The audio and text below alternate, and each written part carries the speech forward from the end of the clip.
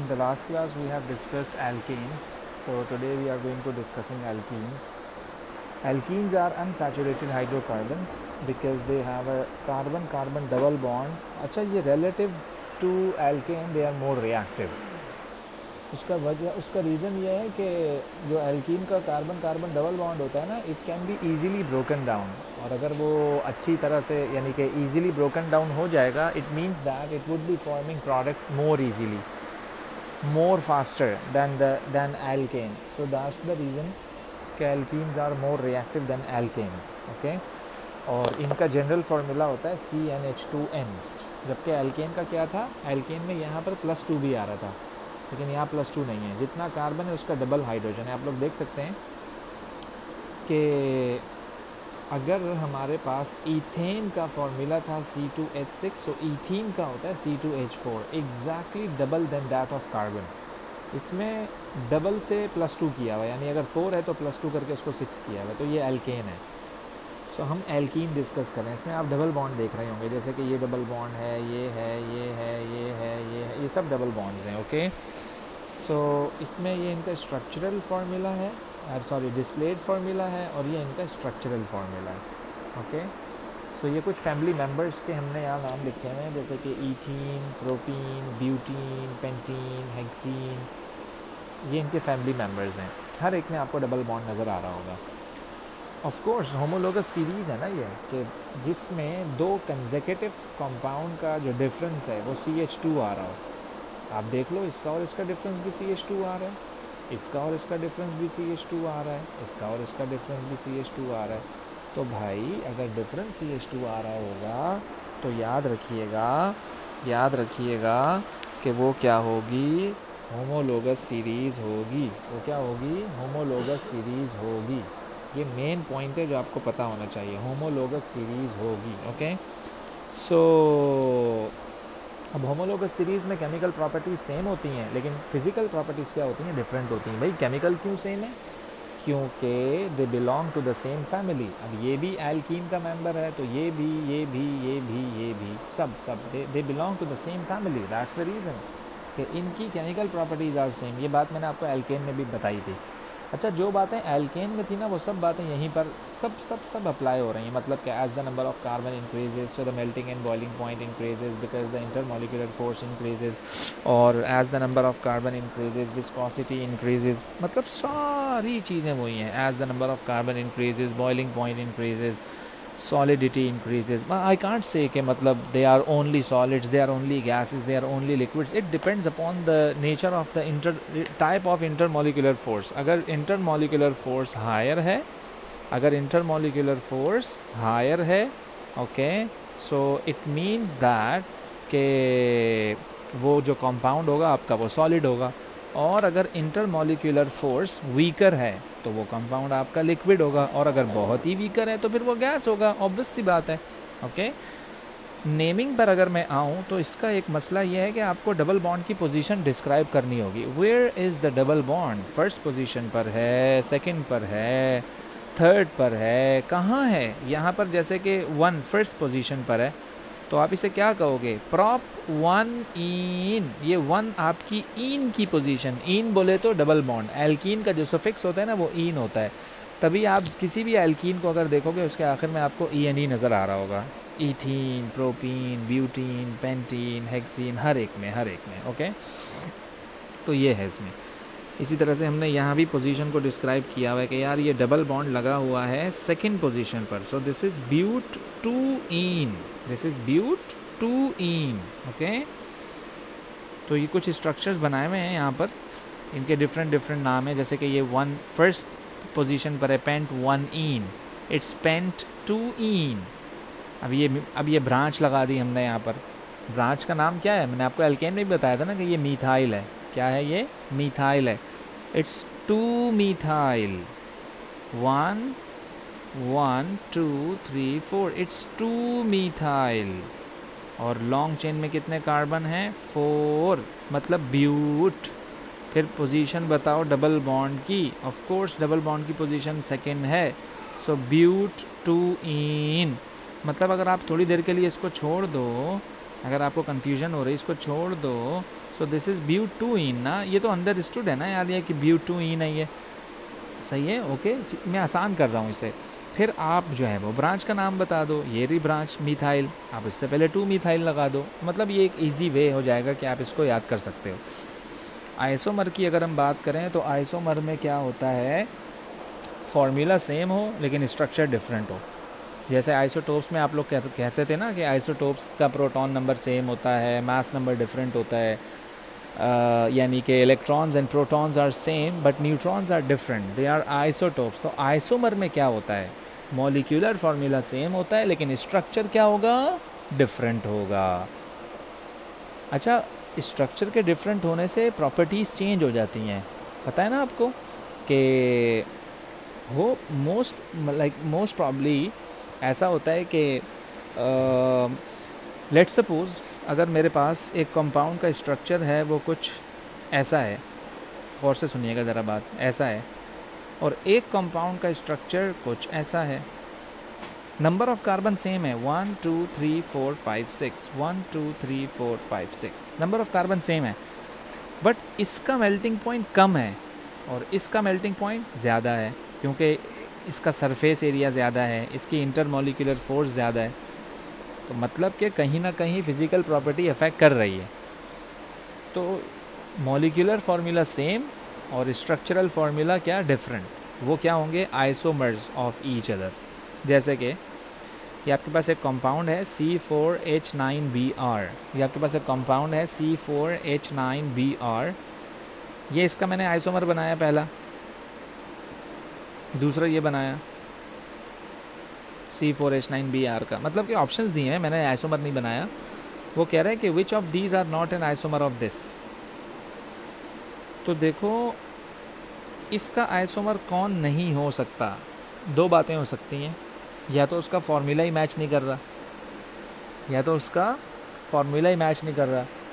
लेकिन अगर formula match कर रहा भी है तो वो यूँ समझ लो कि उसमें बॉन्डिंग की कोई और मिस्टेक हो रही है, ओके। लेकिन IGCSE में कोई बहुत कॉम्प्लेक्स वो क्वेश्चंस आपसे नहीं करेगा, जैसे A लेवल्स में होता है ना, AS में, वो कोई बहुत मुश्किल आपसे नहीं पूछता, वो बहुत आसान चीज़ें आपसे पूछता है। जैसे कि अब इसमें कह रहा है ना कि भाई वो कौन सा मॉलिक्यूल है जो इसका आइसोमर नहीं है, आप फार्मूला देख लो, देखो ना, match match match, but it's not going to match with this, so this is your correct option. ये इसका आंसर नहीं है, ये इसका आइसोमर नहीं है, ये इसका आइसोमर नहीं है, याद रखिएगा, ये इसका आइसोमर नहीं है, ओके। तो इसलिए आपको जस्ट ये देखना होता है उसमें कि आपको जो भी कंपाउंड दिया हुआ है आप उसका मॉलिक्यूलर फार्मूला निकाल लो, मॉलिक्यूलर फार्मूला आप उसका निकाल लो, आपको अगर फार्मूला मैच कर जाए उससे तो आप बोलोगे कि हाँ यार ये आइसोमर है, और अगर फार्मूला मैच ना करे तो आप बोलोगे ये आइसोमर नहीं है। बिल्कुल स्ट्रेट फॉरवर्ड बात है ना ये, इसमें कोई दूसरी वो नहीं है, ओके। अच्छा, फिर हम आते हैं किस पर एक और क्वेश्चन है आपके पास, देखिएगा, कहता है कि a compound known in industry as MTBE is used as an additive. कह रहा है which compound is an isomer of MTBE। अब क्या बोलोगे आप, देखो ज़रा इसको गौर से,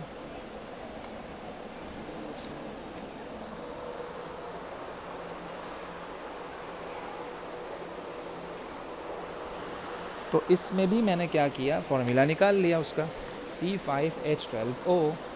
फार्मूला निकालने के बाद अब मैंने ऑप्शंस को मैच किया, ये भी फार्मूला मैच कर रहा है, ये भी कर रहा है, ये नहीं कर रहा, ये भी नहीं कर रहा, बल्कि ये भी नहीं कर रहा, इसमें 10 हाइड्रोजन उसमें 12 हैं, सिर्फ एक ही कर रहा है ये। That's the reason C is your correct option.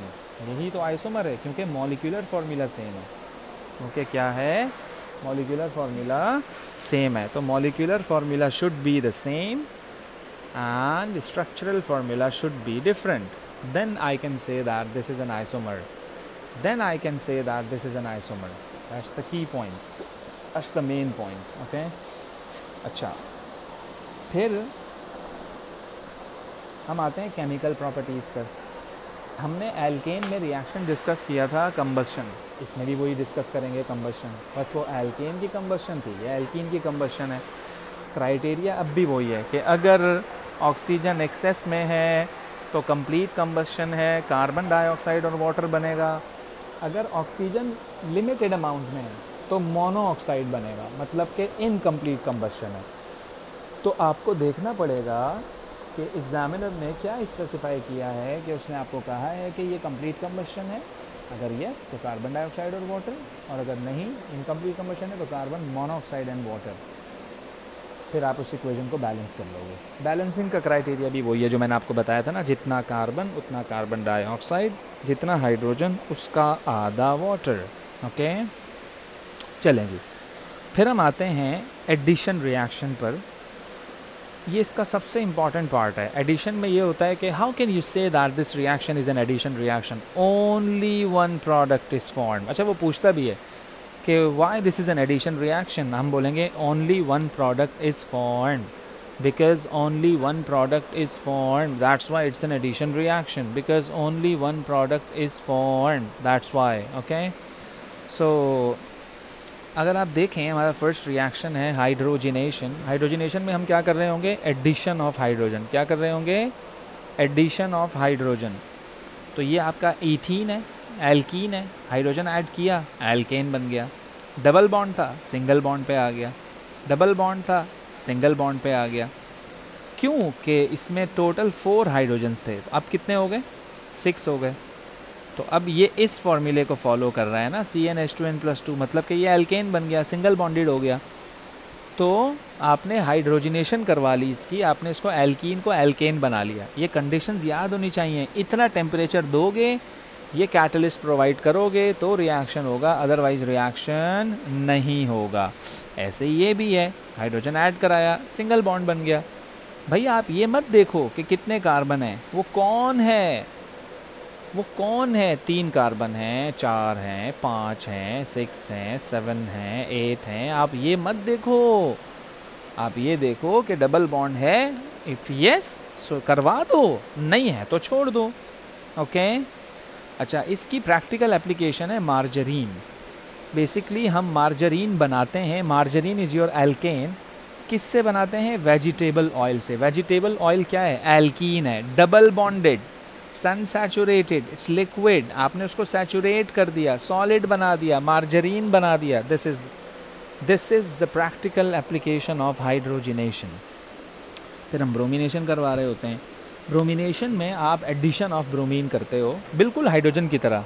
अच्छा, सेम ट्रेंड फॉलो कर रहा है, यूँ समझ लो कि काम वही है, बस बंदा चेंज हो गया, जॉब उसकी वही है, बस बंदे ने बंदे को रिप्लेस कर दिया। वहाँ H2 का रिएक्शन हो रहा था, यहाँ Br2 का हो जाएगा, एज इट इज़। दो बस डबल बॉन्ड पे Br और Br ऐसे करके यहाँ ला के लगा दो, क्या मसला है, सिंपल है। ऐसे ही तुम क्लोरीनेशन भी करा सकते हो इसकी।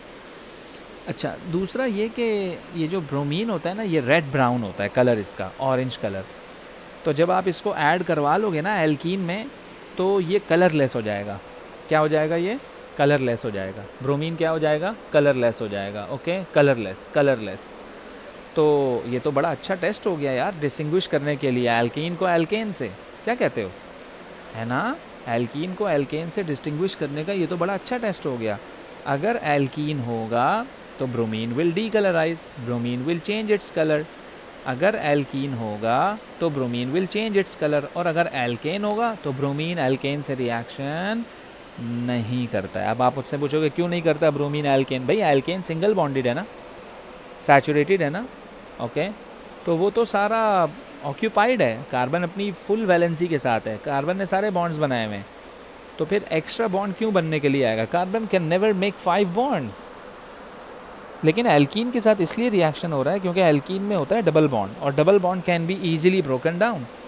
और जब डबल बॉन्ड आपका टूट जाता है ना, तो फिर आपका वो ब्रोमीन आकर वहाँ पे लग जाएगा। ये बहुत सिंपल और सादा सा रिएक्शन है। ओके, अच्छा, बिल्कुल इसी तरह से हम करवाते हैं हाइड्रेशन ऑफ एल्कीन, यानी अब हम एल्कीन में वाटर ऐड करवाएंगे। हाइड्रेशन का मतलब ये होता है एडिशन ऑफ वाटर, हाइड्रोजिनेशन का मतलब क्या था, एडिशन ऑफ हाइड्रोजन, और ब्रोमिनेशन का मतलब क्या था, एडिशन ऑफ ब्रोमीन। इसी तरह से क्लोरीनेशन का मतलब क्या होगा, एडिशन ऑफ क्लोरीन।